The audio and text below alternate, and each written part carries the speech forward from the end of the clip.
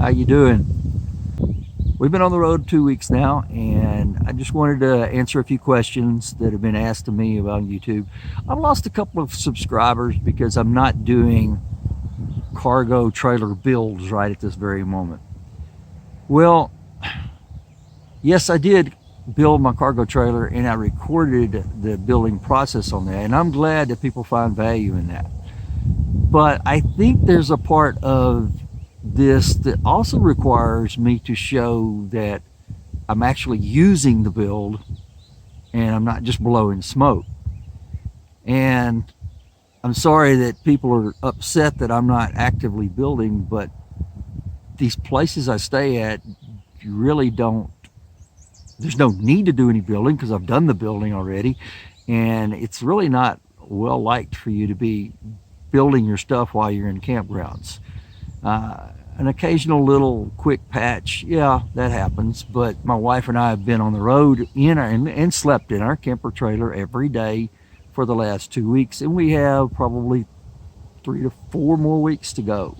So we'll have definitely put some miles and some hours living in our camper trailer while on this trip.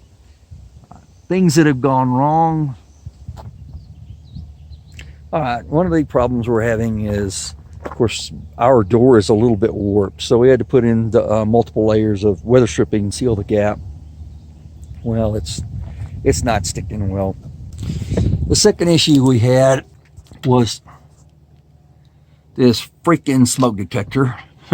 The screws, if they're not in the right spot, can bump into this switch and cause the smoke detector to deactivate or be in the middle between activate and deactivate, and that's what happened to us. And so the smoke detector started going off and tripping and causing false signals, and it was causing all kinds of problems. It kept us awake until I figured out that we've got to get the switch in the right spot, and then the smoke detector has been fine ever since. So you have one of 3 ways of mounting the smoke detector in here.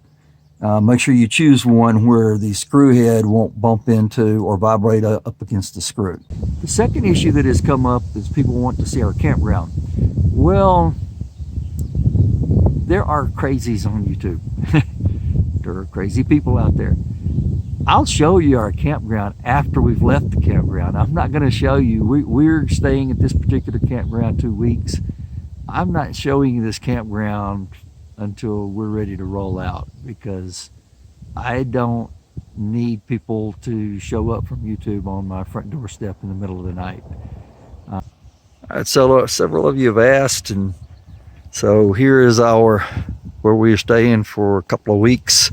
This is the Palisades RV Park and Cabins in Palisades, Idaho, near Irwin, Idaho.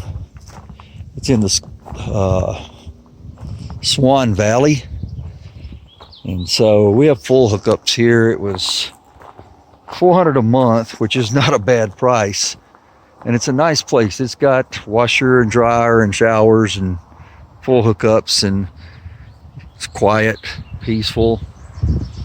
Look around the place a little bit. The only issue to me about this place is you're packed in pretty tight.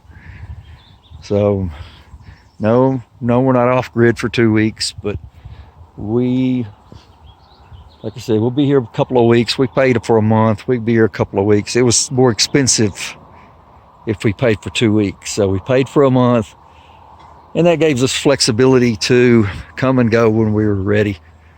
And so next stop will be further north. I'm giving you a few ideas on things to do better than I did on your trailer, smoke detector and the weather stripping issues. And you know, I'm going to still post some videos, scenery and things like that we see on our vacation, on our trip. And sorry they are not your cup of tea if you are just looking for cargo trailer builds, but the vacation, the travel, and the scenery validates the idea of building a cargo trailer. If you learned something new or you saw something you like, please share, please subscribe to the channel.